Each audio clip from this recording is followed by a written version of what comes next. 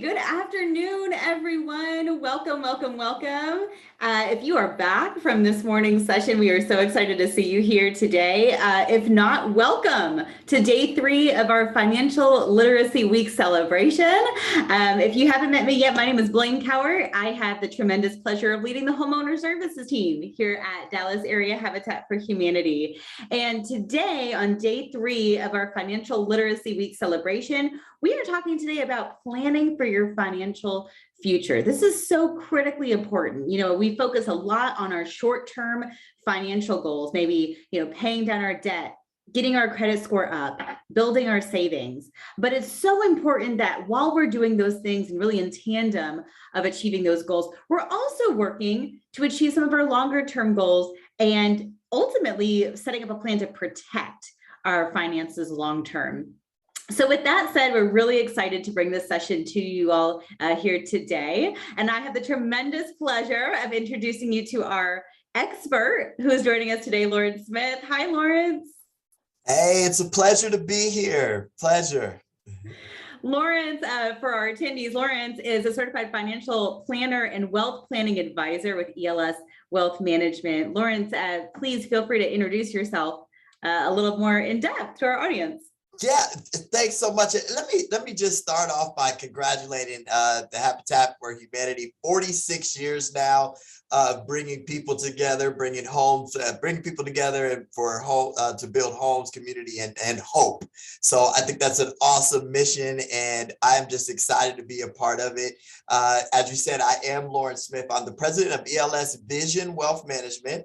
We're a financial planning firm with registered representatives of Lincoln Financial Advisors. And our mission is to partner with our clients to help them to create the financial picture that they envision for themselves. I am a certified financial planner. I do specialize in comprehensive financial planning with successful professionals and business owners. And I'm also registered with the National Football League Players Association as an NFLPA certified financial advisor. So I am excited to be here. I'm excited to be a part of this important conversation and looking forward to dialogue with you as we look to build generational wealth and be able to create legacies as well.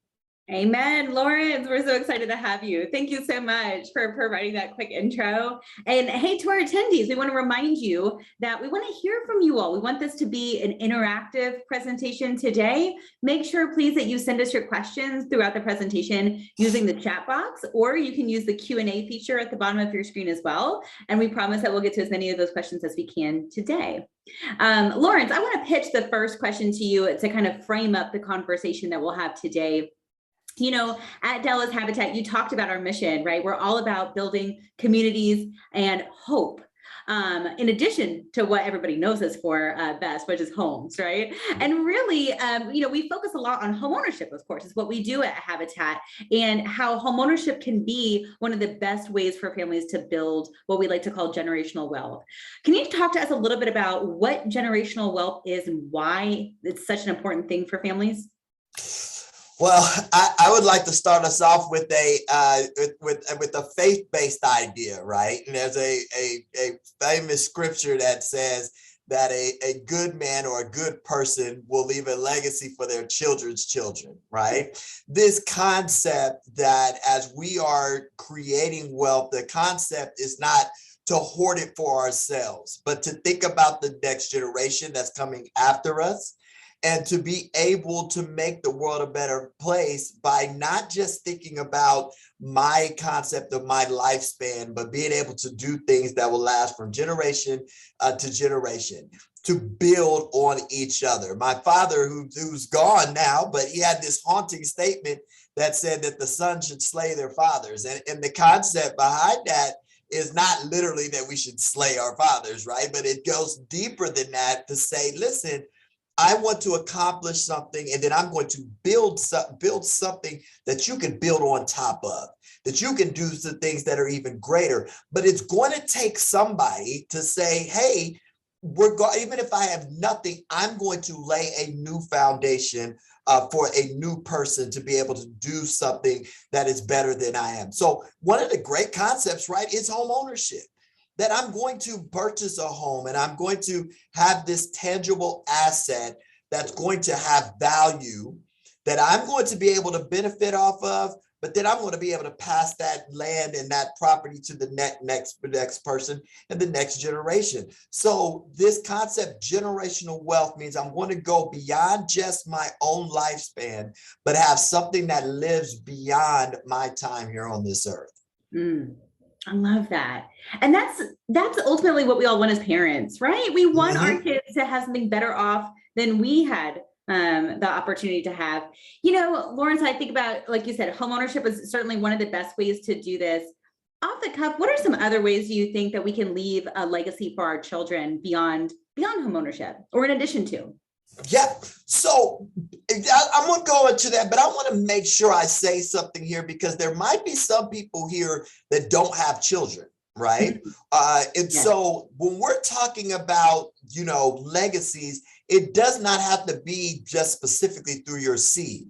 That also has to do with the concept of I'm going to make this world a better place by investing in things that the next generation coming after me will be able to use, right? So I don't want us to only be about children, although for those of us with children, making sure we're keeping them in mind is the first stage of generational wealth, right? So now when we're talking about that, in order for you to leave that legacy, it has to be something that you own. So the first concept in that is tangible assets. So of course you have your real estate. Of course you have, that means the home that you own, and maybe other properties that you end up buying, other land that you end up buying. Of course it means the ownership of market-based investments, right? This would be your stocks, your mutual funds, your ETFs, your, you know, things that you own in that scenario, which brings value to you. And let's not forget or run past business ownership, right? For those of us who are entrepreneurial in nature, obviously I'm entrepreneurial, but those that have that concept in mind, you're wanting to have this business that you're either going to pass the business down to the next generation, meaning your kids, or it becomes a tangible asset that you're able to sell, right? So all of these are tangible assets that you can have ownership, that you can pass down to the next generation. Now, I don't want to also skip past the intangible, right? The knowledge that you're getting. I just want to applaud anybody that's actually on this call today, right? Because some of the things that I will be able to talk about, and Blaine will be able to talk about, you're going to be able to put that in practice for yourself.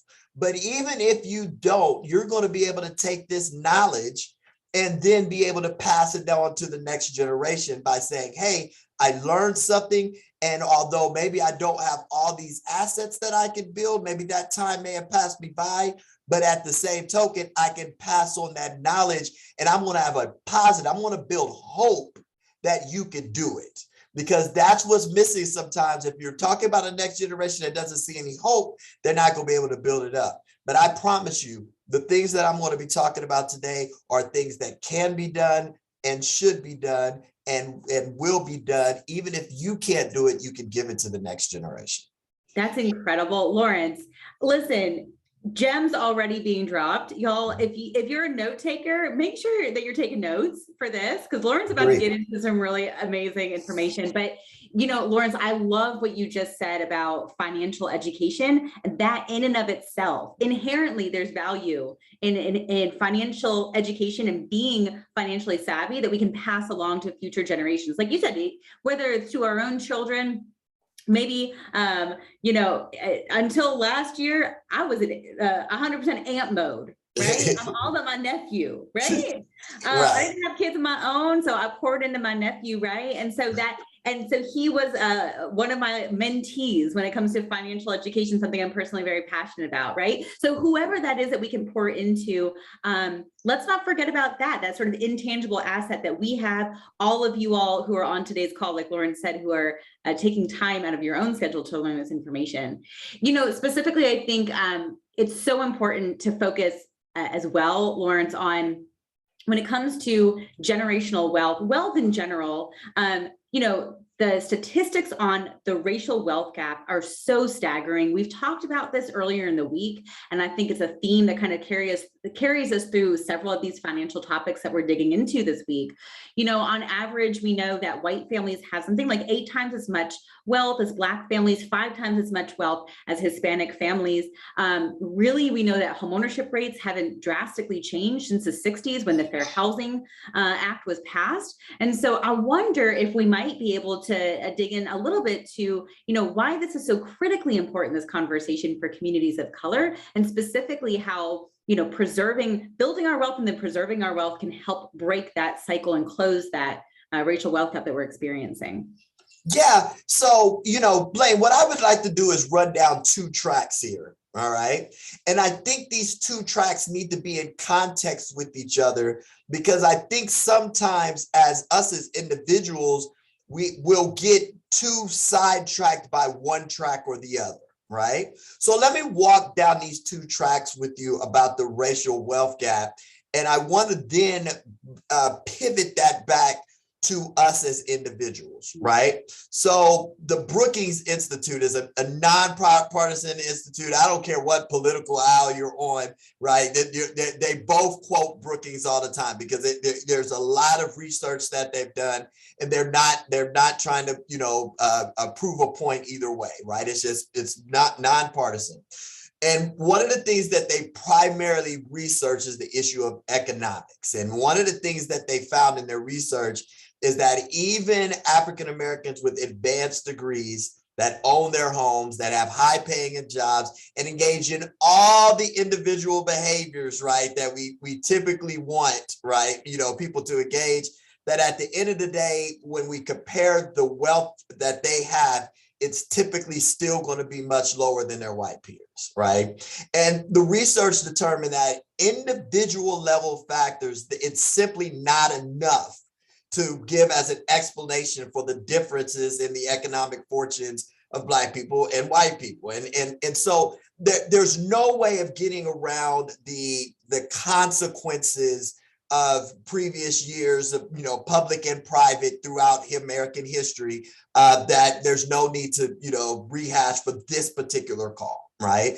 So there's systematic issues that are at play, and there are going to be people and organizations, for whatever reason, that people will want to be involved in to try to tackle those issues.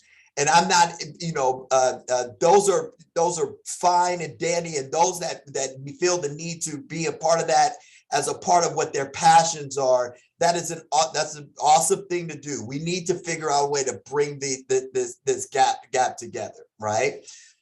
That's the collective track. Right, that's the collective track, and those that are trying to address that issue from a collective side of things, there's going to be more than what we do as an individual level to try to address that. It's just the reality. All right. Now, here's the reality, though.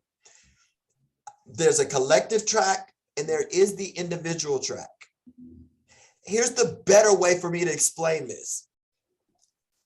If I am able to leave $10 million to my child, it's going to be a blessing to that child, regardless of the fact that Elon Musk is giving $500 billion, right? We're going to benefit off of what we can do. And so for us as individuals, we as individuals must decide, hey, the parts that I can address for my own family, for my own generation, I can go down that path and be able to stop some things that are generational generational curses or generational issues that just happened because we didn't have knowledge of it. Now I'm able to get that knowledge. And as I'm able to get that knowledge, I can then be able to take that information to make a difference for my family and for my children and for the communities that I care about. So maybe I'm not going to be able to give, you know, that the HBCU that I went to won't have $1 billion like Harvard does. But the HBCU that I went to will benefit by what I am able to give. And the problem isn't that it doesn't have Harvard's endowment. The problem is that it doesn't have the endowment because we're not giving. But what if we as individuals decide that we're going to take on our own individual decisions to be good with their generational wealth, to be good stewards of our assets, and make our own individual decisions? So yes, racial wealth gap is real. It's not something we can pretend doesn't exist. And those who want to take on that collective fight, you are honored to do so. But from an individual sake, we need to do the things that we could do individually to protect our families as well. Lawrence, I love that perspective so much. Thank you so much for articulating that so beautifully, because I think that sometimes these systemic issues that we're facing, like the racial wealth gap, feel so incredibly overwhelming, and we do lose hope. We think, you know what, I count myself out before I even take the first step in the process, right? And so this is really, this whole week celebration is about being uplifting and motivating. And so to our attendees, we want you to know, to Lawrence's point, absolutely, there is something that we can be doing on a very individualized level to be able to make progress in this way. I'm hyped up. Who is ready to get started on this? Send us a note in the chat. I see some chats coming in so far. Lawrence, we'll move on to our next question for you. So, I know that sometimes it can be easier or seem more urgent, I should say, to focus ourselves on achieving our short-term financial goals, whether it's, paying down our debt, boosting our credit score, building our short-term savings, whatever those things might be, sometimes to the neglect of our long-term financial goals. Maybe we know it's important, it just really hasn't surfaced as a priority for us yet. I wonder, Lawrence, what advice do you have for attendees on today's call about how we might go about prioritizing our long-term goals, even in tandem, with tackling some of our more short-term financial goals? No. So first of all, I think that if you're thinking about some of your short-term goals, right, in the whole concept of things, that's not necessarily a bad thing, especially when you're talking about the foundation, right? And this is where, as a CFP, we sometimes become less popular than what you'll hear on the radio and all of this, and the TV and the guy doing the YouTube video, right? Because at the end of the day, sometimes what's being sold isn't hope, but what's been sold is tricks, right? And so hope is built on a solid foundation. So the solid foundation of your plan, right, does mean that you've got to have that foundation. A house that's built on sinking sand isn't going to last, right? We need to have the house built on rock. So what does that mean? Well, debt, right, and more specifically bad debt, right, that's sinking sand.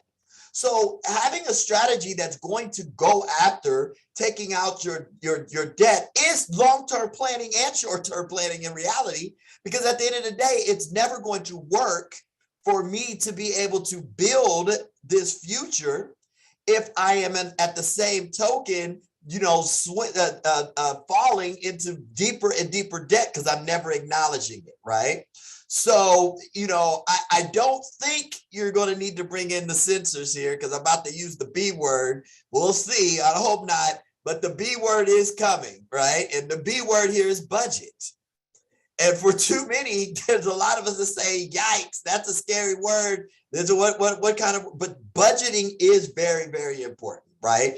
And so you cannot build generational wealth without a budget. It's just not going to happen. It's not going to happen.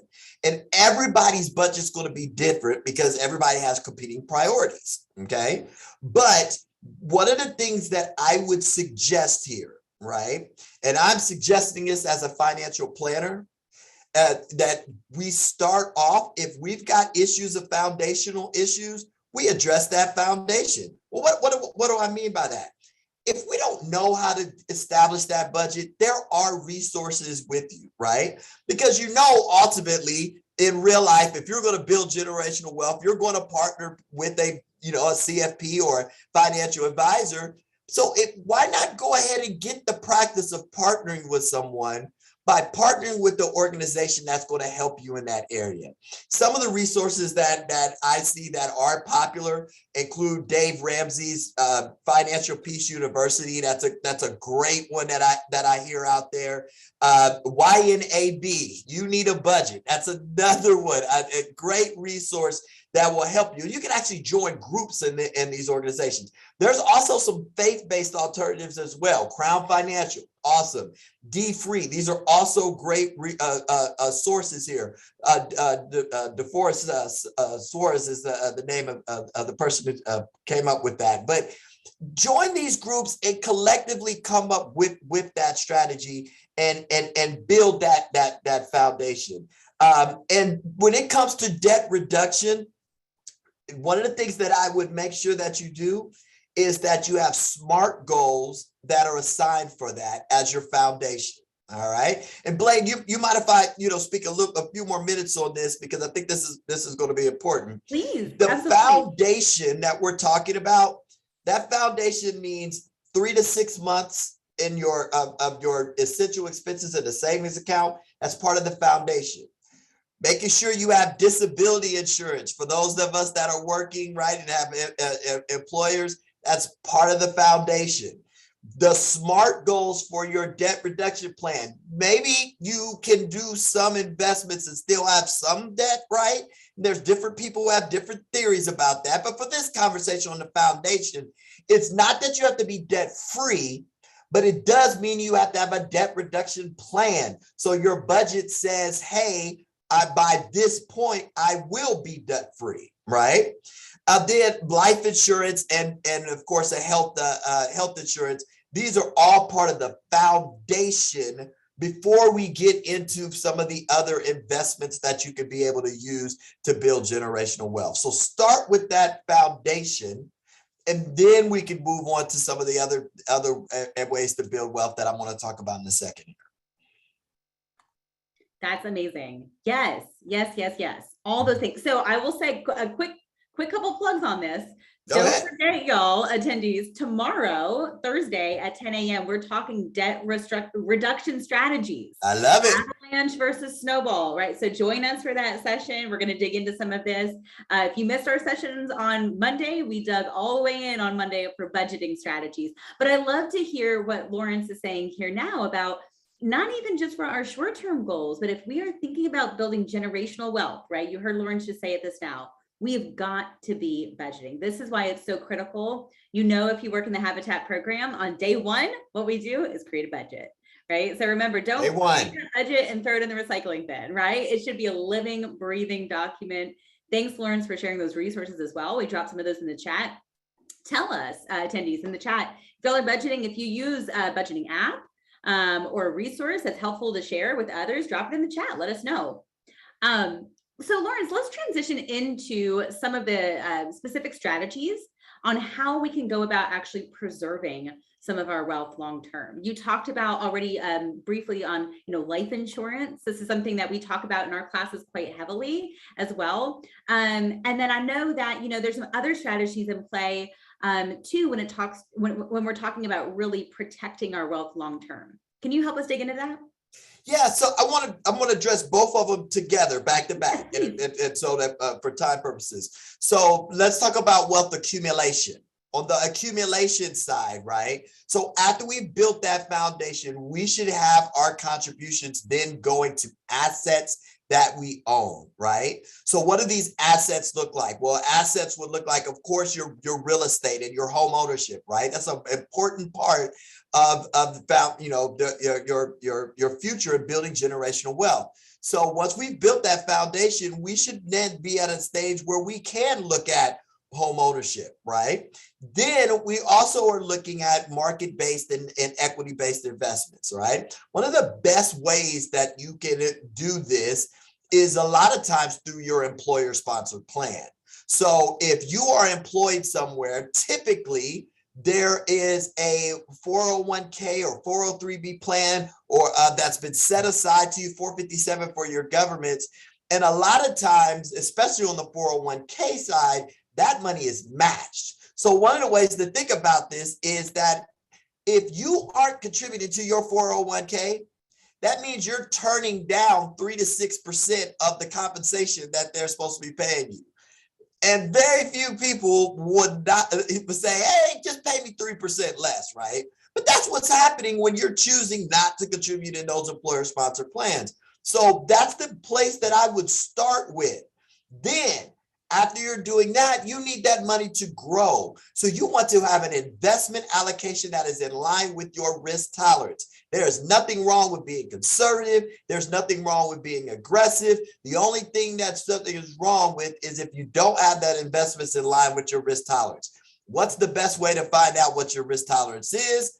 Of course, fill out a risk tolerance questionnaire. Your company should provide that for you. But if that can't happen, then I want to go to the next one, and that is partner with a professional. There is nothing wrong with partnering with a professional to help you reach your goals, and that's not something you should shun. So partner with a professional that'll help you get there, right? So these are issues of wealth accumulation. When you start thinking about rental properties and all that kind of stuff, to be clear, those are good strategies too, but one of the things you need to make sure before you're getting into that is that your foundation is secure, that you've got your emergencies, and that you're not doing that in lieu of other ways to build your generational wealth, right? And people will sometimes be surprised that me as a certified financial planner who deals with investments say that, hey, yeah, real estate is a great concept. No, I do believe that owning additional properties is great. What I don't agree with is saying I'm only going to do real estate and ignore market-based investing. You really need to be diversified.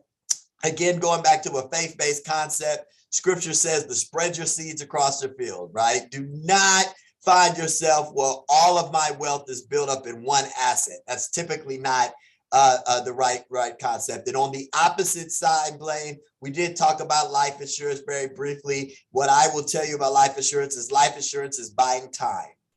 That is the it sounds silly, it sounds crazy, but in reality, that's what you're doing with life insurance. You're buying time. So for people like myself, and I would encourage this to be the mentality that we all create in our minds. Building generational wealth is not an option, right? That's what I'm going to do. So then the issue when it comes to life insurance is the issue of time, right?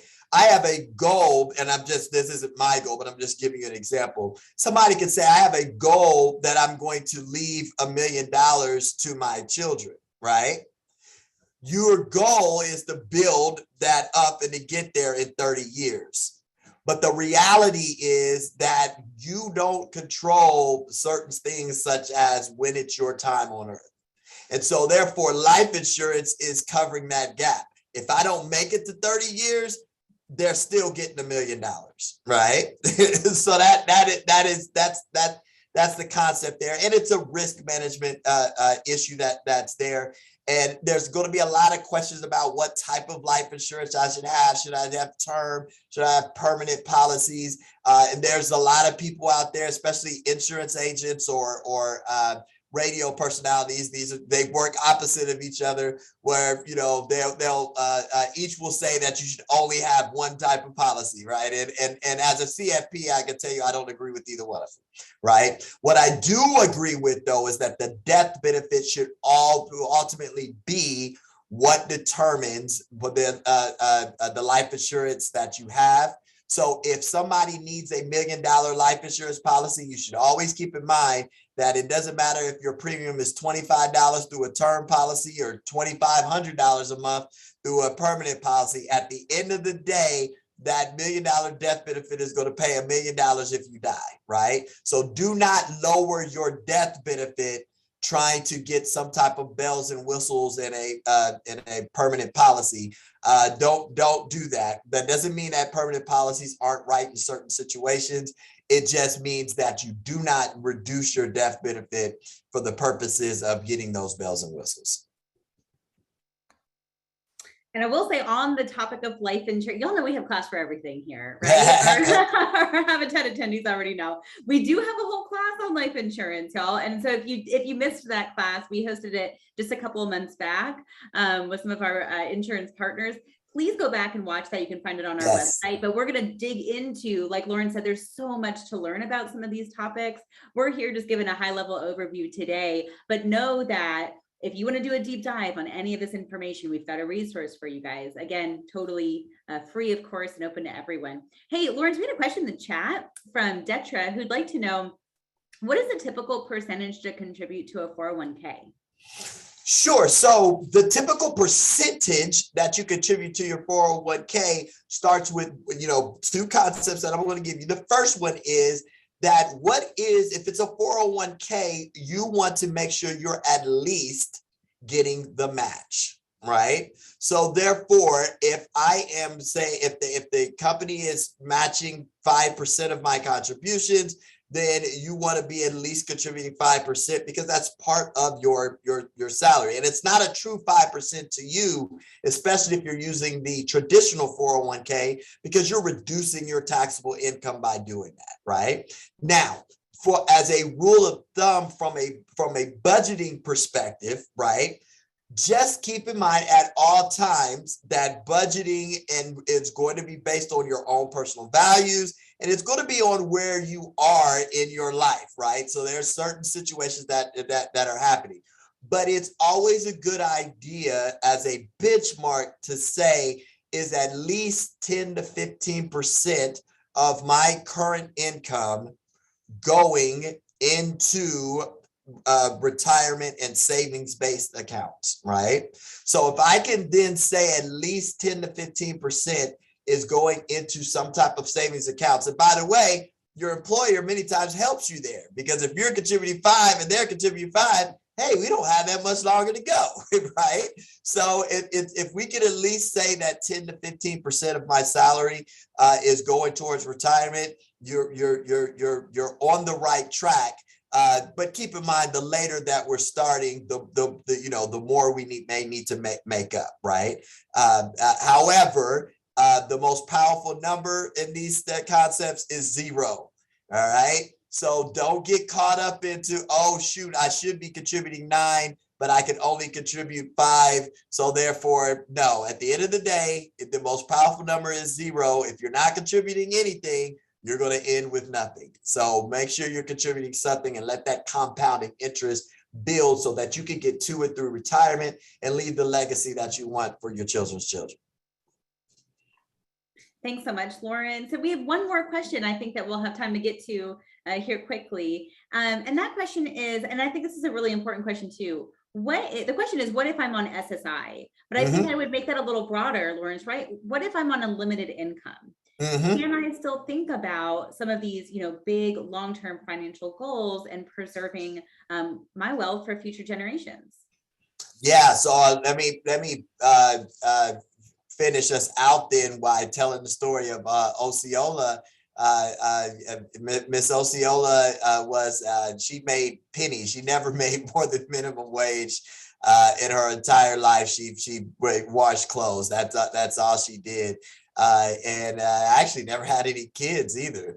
And so all she did was just live by her budget. She had pennies, and then she put it at the end of the day, the quarters that she was making from washing people's clothes, she just put it in her savings account.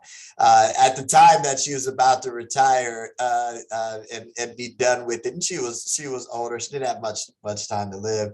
And so, she said, well, I need to start living off of some of this money. And she's like, well, some of it. And the banker was confused because, she came in, she told him how much she had made. Turns out she had a lot of money in her savings account.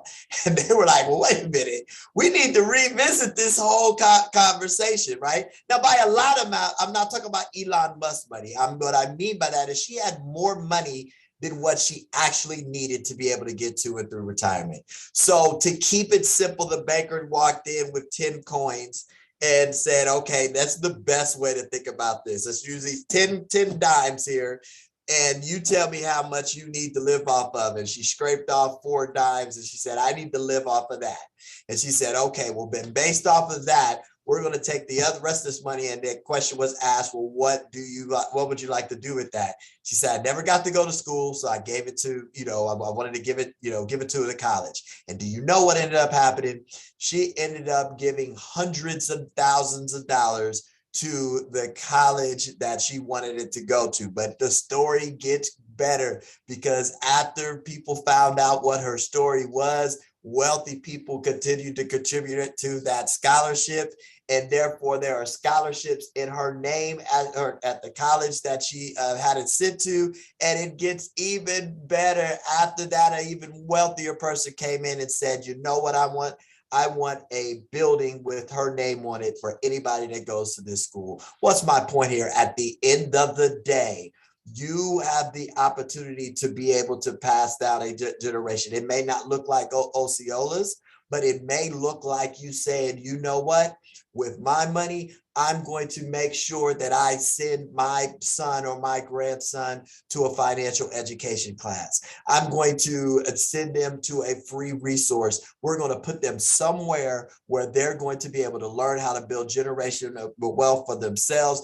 And just by you being able to babysit that young girl's child while she goes out and learns how to budget, you have left the legacy that you were supposed to leave. And that's what this is all about. Building homes, building communities. And yes, you, whether you're on SSI or whether you're on limited income, you can still bring hope to the next generation. Oh, I could not think or imagine a better note to end this on, Lawrence. That was a whole sermon. Okay, I'm fired up. Amen. It's a Wednesday, but it feels like Monday, 8 a.m. Let's get after it, y'all. That is amazing. Lawrence, genuinely, it has been an incredible pleasure having you for this event. Thank you so much for all of your wisdom, all of your insight that you have shared with us today, for your positivity and your optimism to remind us that yes, we can do hard things, we will do hard things, and all the things that we think are hard are really not hard after all. So, Blaine, can I give a really quick plug real quick? Please. Absolutely. So if you are on this call and you're really deciding that you need to work with some financial professionals to build wealth, I would like to give just a couple resources. CHIP Professionals, look up CHIP Pro. CHIP Professionals will put you into contact with financial advisors. It will put you in contact with CPAs. It will put you in contact with attorneys. And of course, Habitat for Humanity is also going to have resources in the same area. But CHIP Professionals, especially for those people of color, that will put you in front of somebody of color that will be able to help you. And of course, if you just want to email me a question, visit our website, www.elsvisionwealth.com. Again, www.elsvisionwealth.com, or follow us on Instagram, Facebook, ELS Vision Wealth Management. We will be honored to grow with you, to learn with you, and to be able to make this world a better place through proper stewardship. Thank you so much, Habitat, for having me on. Oh, Lawrence, the pleasure is all ours. Y'all, no day like today. Take advantage. Make sure that you copy those links, copy that info out of that chat box. We're getting a lot of questions about accessing this recording on demand. Like all of our sessions this week, this session is recorded. It will be available on demand for you to watch anytime after the fact, rewatch. You need to rehear some of this information on our website starting on Friday afternoon. Lawrence, thank you so much. We really hope to have the opportunity to partner with you again. This is amazing. Thank you so much.